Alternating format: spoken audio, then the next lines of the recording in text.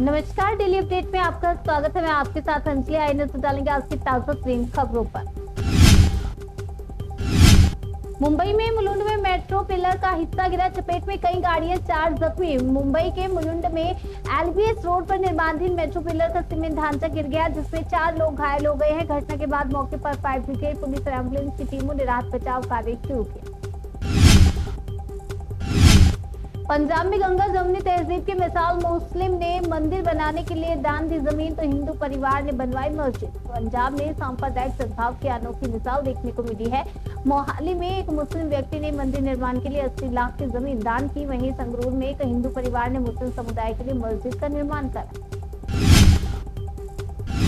हजारीबाग में जंगली हाथियों का तांडव, 2 गांवों में 7 लोगों को कुचलकर मार डाला। मृतकों में एक ही परिवार के 4 लोग शामिल। झारखंड के हजारीबाग जिले के चुरचू प्रखंड में जंगली हाथियों के झुंड ने देर रात गांवों में घुसकर 7 लोगों को कुचलकर मार डाला। मृतकों में एक ही परिवार के 4 सदस्य और 2 मासूम बच्चे शामिल हैं। खबर छत्तीसगढ़ के धमतरी से है। धमतरी जिले में भीषण सड़क हादसा, ट्रक से टकराई कार, कोबरा बटालियन के 4 जवानों की मौत। छत्तीसगढ़ के धमतरी जिले में खपरी गांव के पास बाईपास पर खड़े ट्रक से कार टकराने से कोबरा बटालियन के 4 जवानों की दर्दनाक मौत हो गई, जबकि गंभीर रूप से घायल हो गया। घटना से इलाके में शोक की लहर। रेडियो की विश्वसनीयता और एआई की गति मिलकर जनसेवा को बनाएंगे सशक्त, बोले मुख्यमंत्री साय। विश्व रेडियो दिवस पर मुख्यमंत्री विष्णुदेव साय ने रेडियो और आर्टिफिशियल इंटेलिजेंस के भविष्य पर प्रकाश डाला। उन्होंने कहा कि एआई रेडियो को और अधिक जनोपयोगी बनाकर संचार क्षेत्र में क्रांति ला सकता है।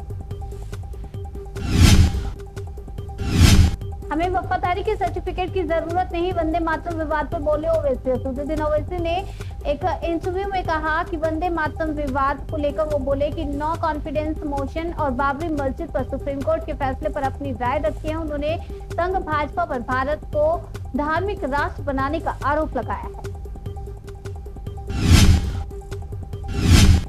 जंगल, नदी और आसमान का रोमांच, बैम्बू राफ्टिंग से लेकर हॉट एयर बलून तक बालोद में मिलेगा एडवेंचर का धमाल। छत्तीसगढ़ के बालोद जिले में सिया देवी जलाशय एक नए पर्यटन हब के रूप में उभर रहा है। प्रशासन ने यहां 3 दिवसीय इको एडवेंचर फेस्ट का आयोजन किया, जिसमें bamboo rafting, hot air balloon जैसी गतिविधियां शामिल है। इसका उद्देश्य पर्यटन को बढ़ावा देना, स्थानीय संस्कृति को प्रदर्शित करना और ग्रामीण महिलाओं को रोजगार के अवसर प्रदान कर सशक्त बनाना है। खबर जम्मू कश्मीर से, जैश आतंकी सैफुल्लाह बलूची की तलाशी तेज। डोडा में अलर्ट लगाए गए, पोस्टर्स और होर्डिंग्स। जम्मू कश्मीर के डोडा में पुलिस ने टॉप जैश कमांडर सैफुल्लाह बलूची की तलाश कर रही है। पुलिस ने अलग अलग स्थानों पर उसके पोस्टर लगाकर नागरिकों से सैफुल्लाह और साथियों के बारे में जानकारी शेयर करने की अपील की है।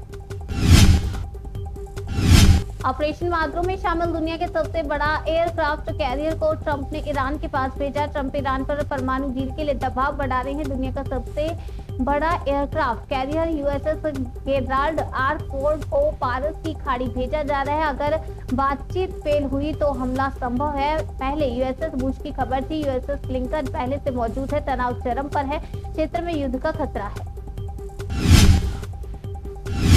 सत्ता से बाहर होने पर कांग्रेस तो जहरीली हो गई, असम को सावधान रहना होगा, गुवाहाटी में बोले पीएम मोदी। प्रधानमंत्री मोदी ने गुवाहाटी में नॉर्थ ईस्ट को अष्टलक्ष्मी बताते हुए कहा कि यह बजट क्षेत्र के आर्थिक आत्मनिर्भरता को मजबूत करेगा। उन्होंने कांग्रेस पर नॉर्थ ईस्ट की उपेक्षा का आरोप लगाते हुए कहा कि भाजपा सरकार में असम को 5 गुना अधिक फंड मिल रहा है। मोदी ने पुलवामा शहीदों को श्रद्धांजलि दी और कांग्रेस को देश तोड़ने वाली एमएमसी करार दिया।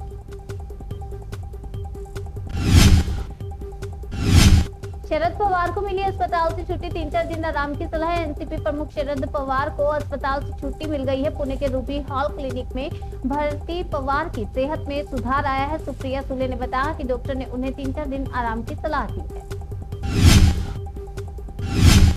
खबर नोएडा से है। आपको बता दें, मर्डर या सुसाइड मामला अभी उलझा हुआ है। वैलेंटाइन डे पर कार में मिली प्रेमी प्रेमिका की लाश, दोनों को लगी थी गोली। नोएडा के सेक्टर 107 में वैलेंटाइन डे पर कार के अंदर प्रेमी प्रेमिका के शव मिलने से सनसनी फैल गई। दोनों आगे की सीट पर खून से लथपथ पाए गए। पुलिस को मौके से पिस्टल और कारतूस बरामद हुए। मुस्लिम लड़की तमन्ना की शिव भक्ति, हरिद्वार से ला रही कावड़। बिजनौर में लोगों ने बरसाए फूल। बिजनौर में मुस्लिम महिला तमन्ना मलिक की कांवड़ यात्रा ने आस्था और सद्भाव का अनूठा उदाहरण पेश किया। हरिद्वार से गंगा जल लेकर संभल के झेमनाथ शिव मंदिर जा रही तमन्ना को पुलिस सुरक्षा मिली है। वहीं हिंदू संगठन और स्थानीय लोग उनका फूल बरसाकर स्वागत कर रहे हैं।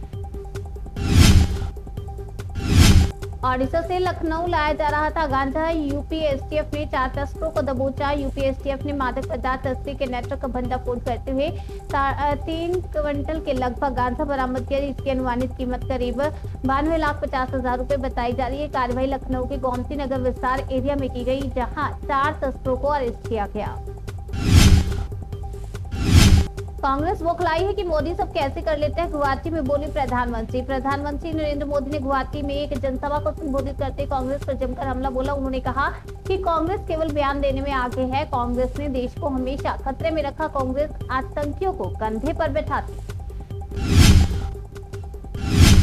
आगरा में मेट्रो निर्माण के दौरान हादसा, जमीन धंसने से बियर शॉप पर गिरी क्रेन की शाफ्ट, बाल बाल बचे लोग। आगरा के प्रतापपुरा में मेट्रो निर्माण के दौरान बड़ा हादसा चला। जमीन धंसने से एक भारी भरकम क्रेन असंतुलित होकर गिरी, जिससे पास की बियर शॉप की छत क्षतिग्रस्त हुई। गनीमत रही कि हादसे के वक्त कोई व्यक्ति कमरे में या आसपास मौजूद नहीं था, जिससे बड़ी जनहानि टल गई।